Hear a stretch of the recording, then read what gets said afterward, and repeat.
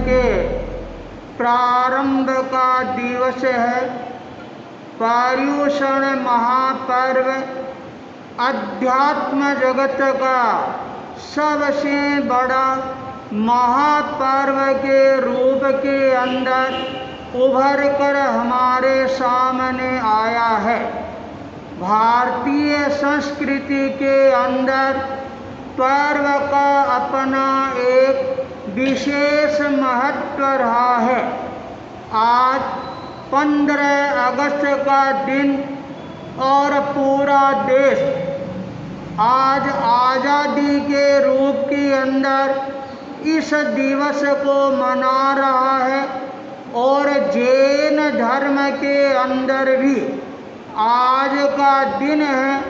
ये पर्युषण महापर्व के प्रारंभ का दिन है और यह दिन हमारे को ये प्रेरणा प्रदान करता है हम भी हमारे जीवन के अंदर कर्मों के बंधनों से मुक्त होकर अपने आप को आज़ाद बनाएं, स्वतंत्र बनाएं और देश की स्वतंत्रता के साथ आत्म स्वतंत्रता की ओर प्रस्थान करने का प्रयास करें।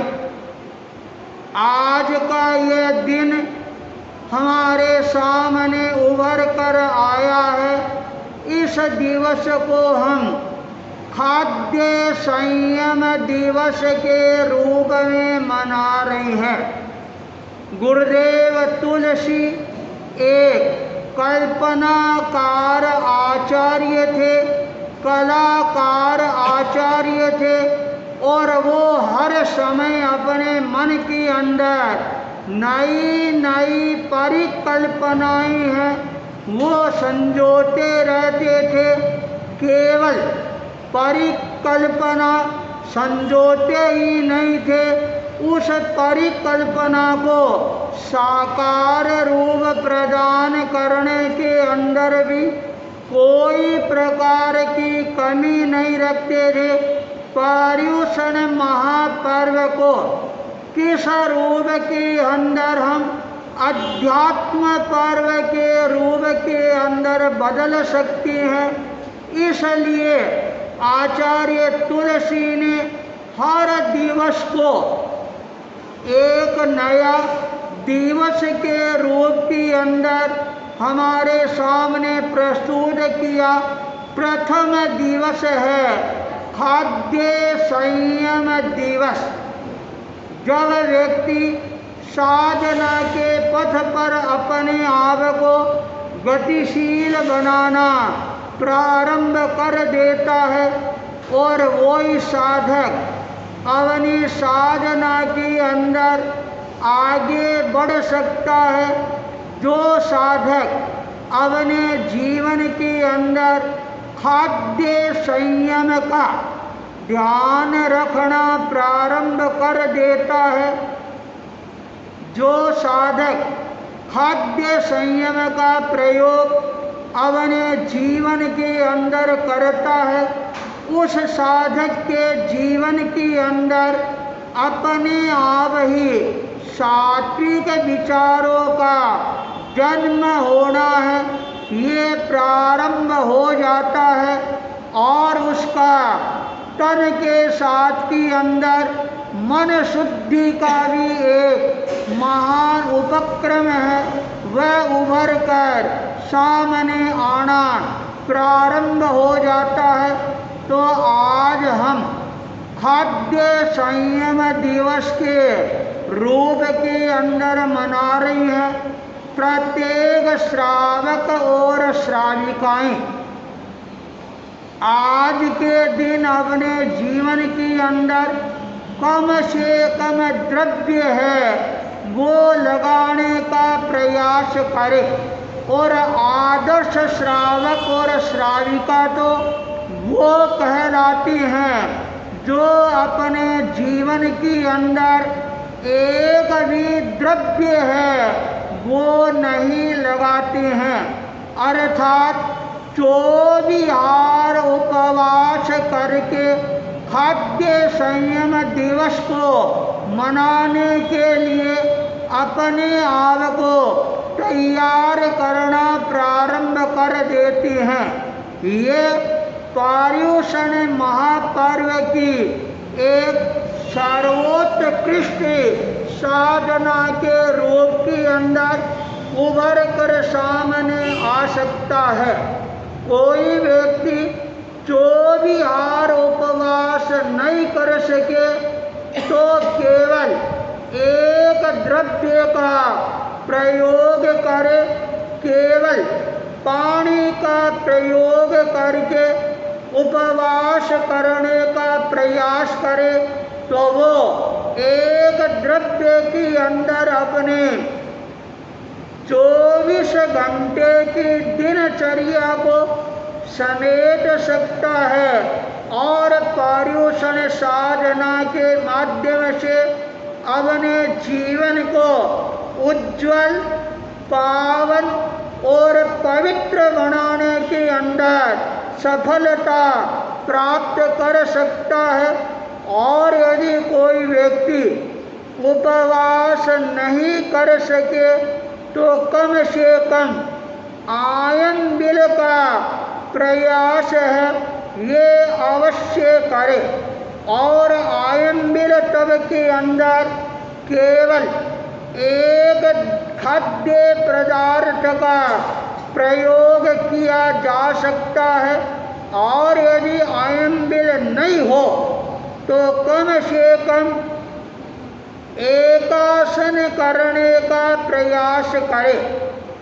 एक स्थान पर बैठकर 1 घंटे के अंदर अपने आहार को परिसंपन्न करे और उसके अंदर भी द्रव्य है वो सीमित रखें 2, 4, 5। तो ये आराधना उसके जीवन के अंदर और ज़्यादा नई उज्ज्वलता लाने वाला बन सकता है। पर्युषण क्या है इसकी परिभाषा करते हुए कहा है पर्युष्ण समत्तम अति पर्युषण। जो साधक इन दिनों के अंदर अपनी जो 4 कसाई है, क्रोध है, मान है, माया है और लोभ है, इन चारों को जितना समन करेगा, दमन करेगा और आत्म लक्ष्य की ओर आगे बढ़ने का प्रयास करेगा, उस साधक का ये पर्युषण महापर्व का प्रथम दिवस है। खाद्य संयम दिवस के रूप के अंदर मनाना और ज़्यादा सार्थक और सफल बन सकता है। हमारे जैन आगमों के अंदर, जैन ग्रंथों के अंदर अनेक प्रकार के ऐसे उदाहरण आते हैं जो श्रावक लोग 8 दिनों तक 64 प्रहरी पोषज है वो करती हैं, अर्थात 8 दिनों तक एक भी द्रव्य का सेवन नहीं करती हैं, 24 उपवास करती हैं और उसके साथ के अंदर पोषद की आराधना करते हैं।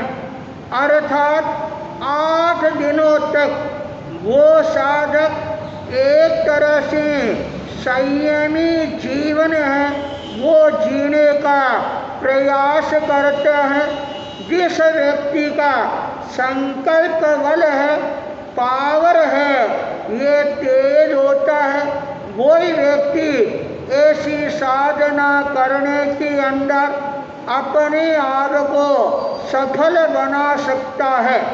तो आज हम पर्युषण महापर्व का ये पहला दिवस मना रहे हैं। और आज पूरे विश्व के अंदर एक महामारी का दौर प्रारंभ हुआ।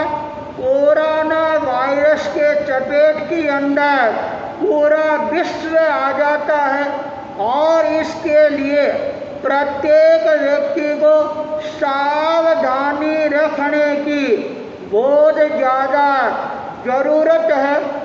इसलिए इन पर्यूषण काल के अंदर लगभग जनता की उपस्थिति है उसको एक तरह से रोका गया है और ये कहा गया है तुम अपने आवास पर रहकर और इस महापर्व की आराधना है ये करने का प्रयास करो।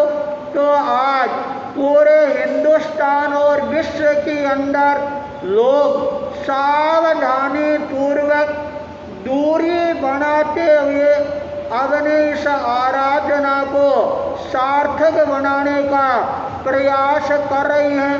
पर्यूषण महापर्व के अंदर अनेक प्रकार के अनुष्ठान हैं, ये भी हमारे सामने आते हैं और पर्यूषण महाकाल के अंदर प्रवचन प्रभावना का भी एक बहुत बड़ा उपक्रम रहता है और इस उपक्रम के अंदर 24 तीर्थंकरों का जीवन चरित्र है वह हमारे सामने आता है और लोग बड़े ही ध्यान पूर्वक उसको श्रवण करने का प्रयास करते हैं।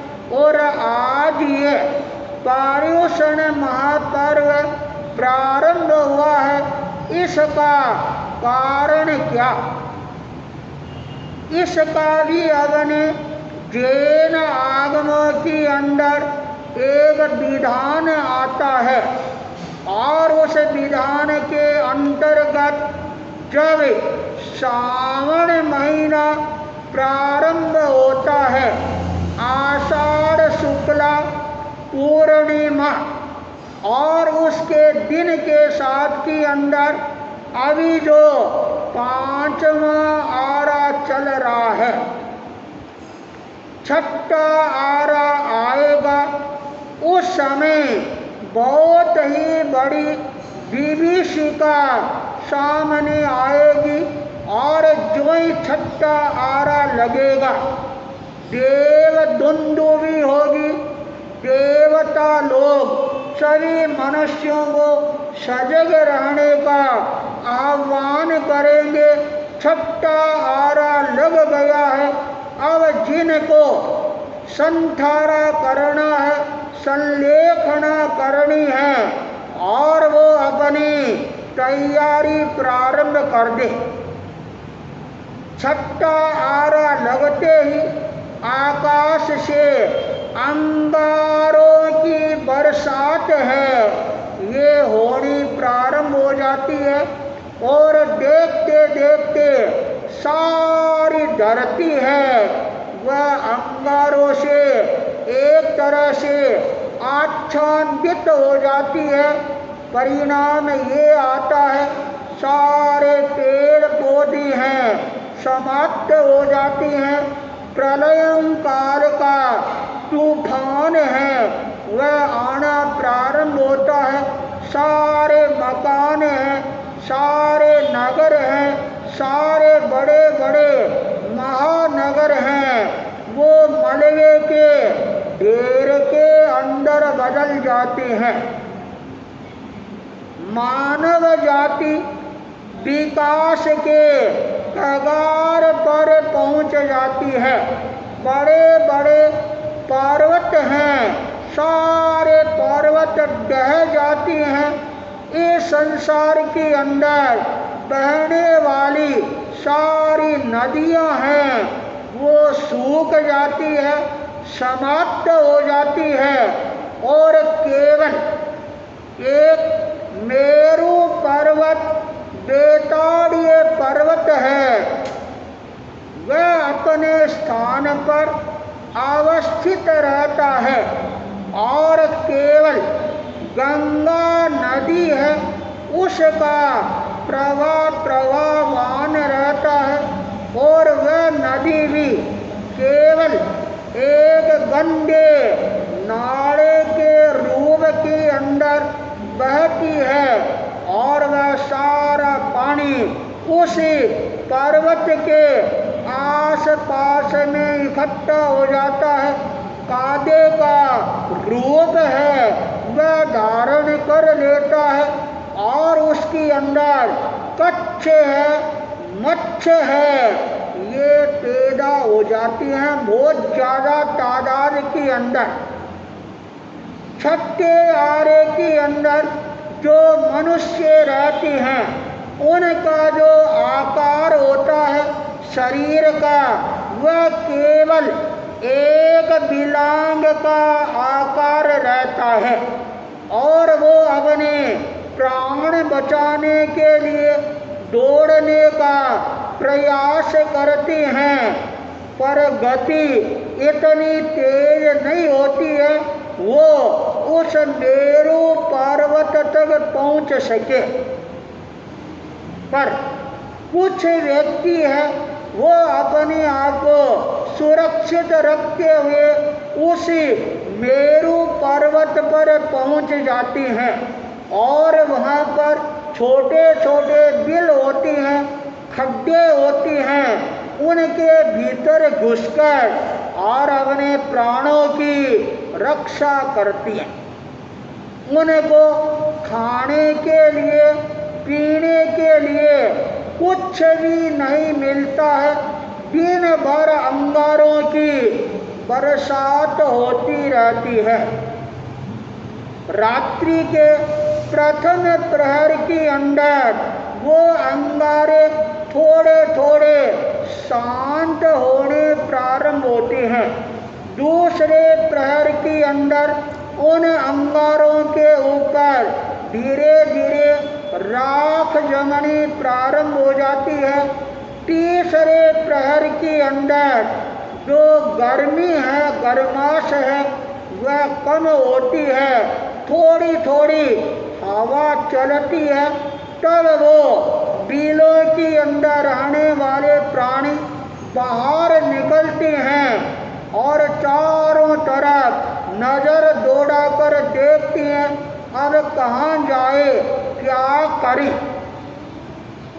उस समय उनको केवल वो गंगा नदी का कीचड़ है वो दिखाई देता है। वो वहाँ पर आती हैं और उन कीचड़ में से जो कच्चे और मच्छ है उनको बाहर निकाल कर जो राख की घेरियाँ हैं उनके भीतर की अंदर गाड़ देती हैं और सूर्योदय से पहले वो जो पानी है वह पानी गंदा पानी पीकर अपने प्राणों को बचाने का प्रयास करती हैं और वापिस जाकर बिल के अंदर छुप जाती हैं।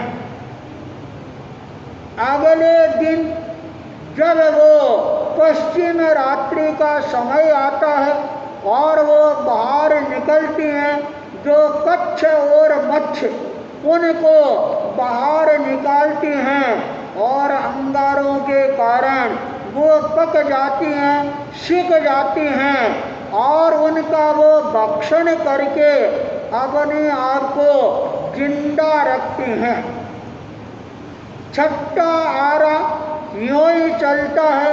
पहला आरा आता है और उसके अंदर भी ये स्थिति रहती है और धीरे धीरे जब दूसरा आरा आता है, तीसरा आरा आता है, चौथा आरा आता है और अपनी आप प्रगति का द्वार है वह खुलना प्रारंभ कर देते हैं और वो देख रही हैं आषाढ़ शुक्ला पूर्णिमा के दिन आकाश से बरसने वाले अंगारी हैं वो बरसने बंद हो जाती हैं और आकाश से मूसलाधार बरसात है, ये होनी प्रारंभ हो जाती है, जिसके कारण सारे अंगारे हैं वो शांत हो जाते हैं।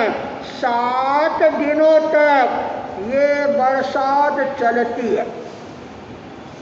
एक दिन बरसात बंद होती है, फिर वो बरसात का दौर है वह प्रारंभ हो जाता है, और इस बार बरसात है वह बरसात दूध की बरसात होनी प्रारंभ होती है। 7 दिनों तक दूध है वह आकाश से झरता रहता है, तो उसके कारण जमीन के अंदर खारापन है वह दूर होना प्रारंभ हो जाता है। उसके पश्चात एक दिन बरसात बंद रहती है, फिर आकाश में से दही की बरसात होनी प्रारंभ होती है। 7 दिनों तक दही की बरसात होती है। जमीन के अंदर थोड़ा सा खट्टापन है वह आना प्रारंभ हो जाता है। एक दिन बरसात रुकती है, फिर 7 दिनों के बाद आकाश में से घी की बरसात है ये होनी प्रारंभ हो जाती है, जिसके कारण मिट्टी के अंदर स्निग्धता है वह आनी प्रारंभ हो जाती है, और धीरे धीरे बंजर भूमि है वह उपजाऊ भूमि के रूप में परिवर्तित होनी प्रारंभ हो जाती है, और धीरे धीरे छोटे छोटे अंकुर है वो फूटने प्रारंभ हो जाती हैं। 7 दिनों के बाद एक दिन विश्राम लेकर फिर आकाश से 7 दिनों तक अमृत की बरसात है वह होनी प्रारंभ होती है, और सारा धरती का सौंदर्य है वह वापिस लौट कर आना प्रारंभ हो जाता है।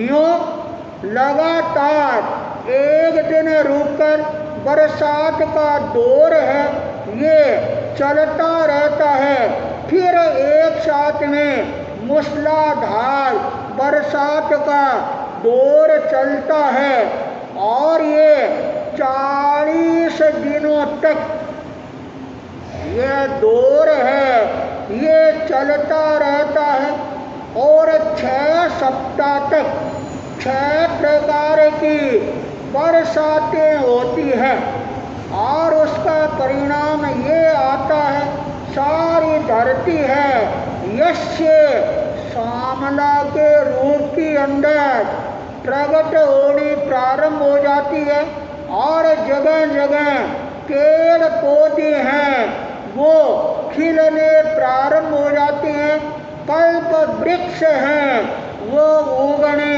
प्रारंभ हो जाती हैं, और आज के दिन दिल में रहने वाले वो जो मनुष्य हैं वो बाहर आते हैं, और धरती की ये मनोहर छटा देखकर उनका मन है वह खुशियों से उछलना प्रारंभ कर देता है, और मन में एक नया चिंतन का दौर प्रारंभ होना प्रारंभ हो जाता है, और वो मनुष्यों की चिंतन धारा है ये बदलनी प्रारंभ हो जाती है।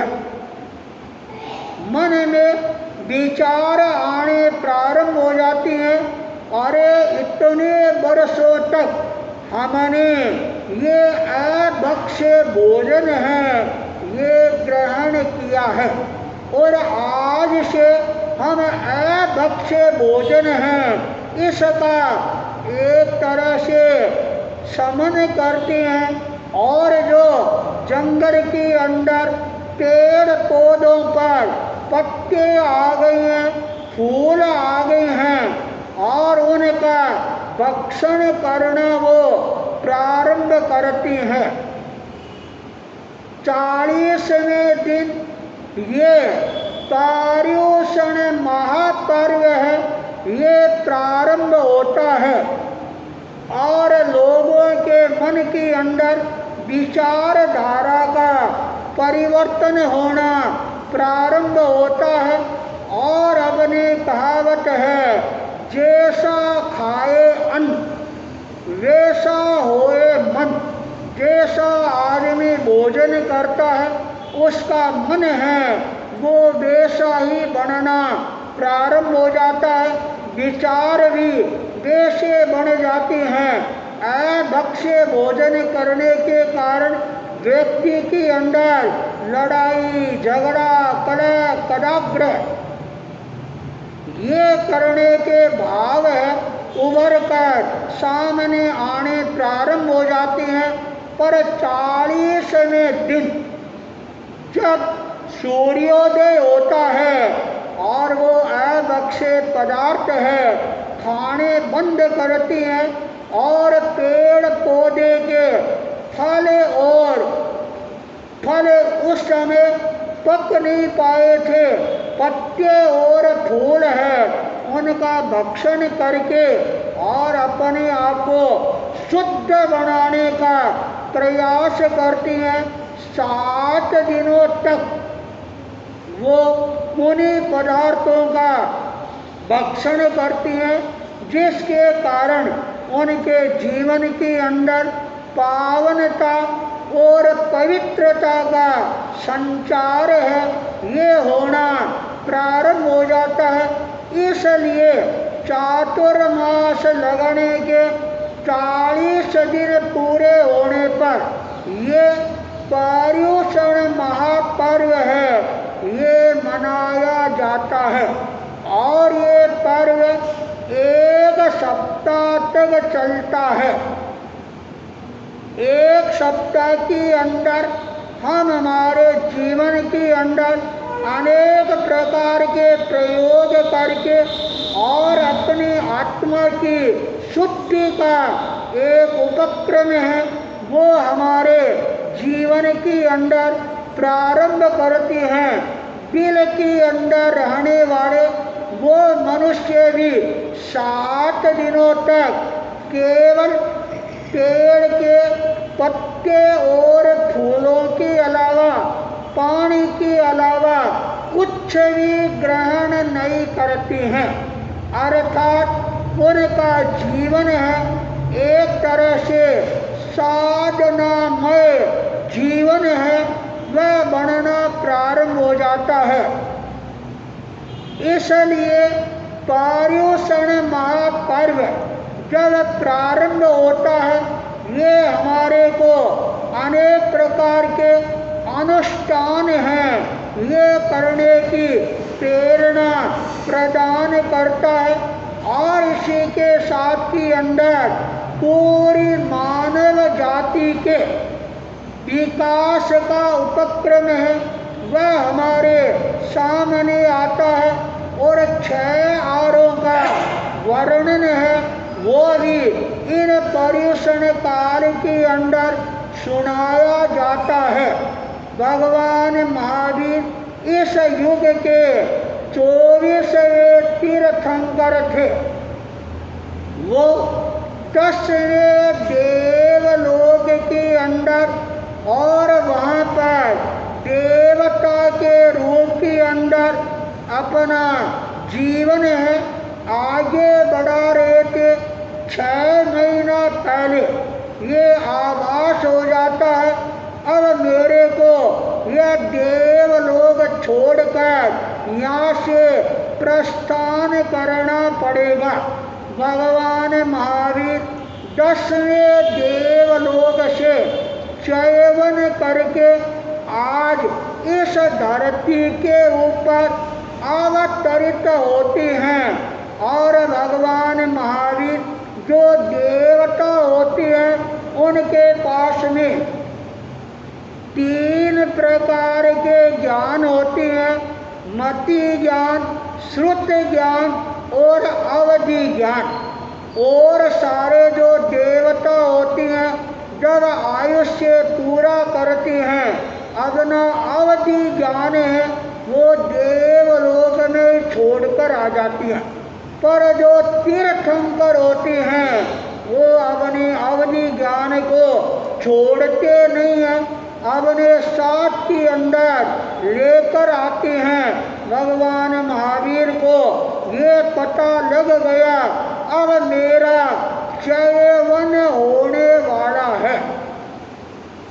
जो चैवन होता है और वह अवधि ज्ञान कुछ समय के लिए रुक जाता है और भगवान महावीर देवलोक से चैवन करके इस भारत भूमि के अंदर ब्राह्मण कुंड ग्राम के अंदर देवानंदा ब्राह्मणी ऋषभदत्ति ब्राह्मण उसके देवानंदी की कुक्ष के अंदर पश्चिम रात्रि के समय के अंदर अवतरित होती है। उस समय उसको कुछ स्वप्न हैं वो आती हैं और अपने जैन ज्योतिष के अंदर 16 प्रकार के महान स्वप्न हैं वो बताए गए हैं। तीर्थंकर की जो माता होती है वो 14 महास्वप्न देखती है। देवानंदा 14 महास्वप्न देखती है और देखकर जागृत होती है। भगवान महावीर जो देवानंदा के गर्भ के अंदर आते हैं और उनका अवधि ज्ञान है वह जागृत हो जाता है। उनको पता लग जाता है मैं अपनी माता देवानंदा के गर्भ के अंदर आ गया हूँ। देवानंदा तत्काल अपनी सैया से उठती है और अपने पति देव ऋषभदत्त जो पास वाले रूम में सो रहे थे उनके पास जाती है, उनको जगाती है, प्रणाम करती है और कार्य पतिदेव मैंने अभी अभी ये महान स्वप्न देखे हैं, इन सपनों का क्या फल होगा। यह स्वप्न सुनकर उसके पतिदेव ने कहा अरे तुमने बड़े अच्छे स्वप्न देखे हैं पर एक बात का ध्यान रखना, अब वापिस जाकर सो मत जाना। शुभ स्वप्न देखने के बाद यदि आदमी वापिस सो जाता है तो उन सपनों का जो फल है वह सारा समाप्त हो जाता है। और अशुभ स्वप्न देखने के बाद यदि आदमी सोता नहीं है तो उन अशुभ सपनों का फल है वह और ज़्यादा भयावह के रूप में उभर कर सामने आ जाता है। इसलिए ऋषभदत्त ने कहा तुम धर्माराधना करो और प्रातः काल जब जो स्वप्न शास्त्री हैं उनको हम बुलाएंगे और तुम्हारे सपनों के बारे के अंदर जानने का प्रयास करेंगे। देवानंदा अध्यात्म की साधना में लवलीन हो जाती है और भगवान महावीर देवानंदा के गर्भ में धीरे धीरे विकास की ओर अग्रसर बनते हैं। देवानंदा के जीवन के अंदर क्या परिवर्तन आएगा, भगवान महावीर जैसे पुण्यवान जीव के गर्भ में आने से क्या नया परिवर्तन आएगा, यह सारा हमारे को और सुनने का अवसर मिलेगा। आज पर्युषण महापर्व का प्रथम दिवस है। हम ज़्यादा से ज़्यादा खाद्य संयम के द्वारा ये पर्व मनाने का प्रयास करेंगे पूरा पर्युषण काल है वह हमारे लिए और ज़्यादा प्रेरणादायी है, ये बन जाएगा। इसी मंगल भावना के साथ और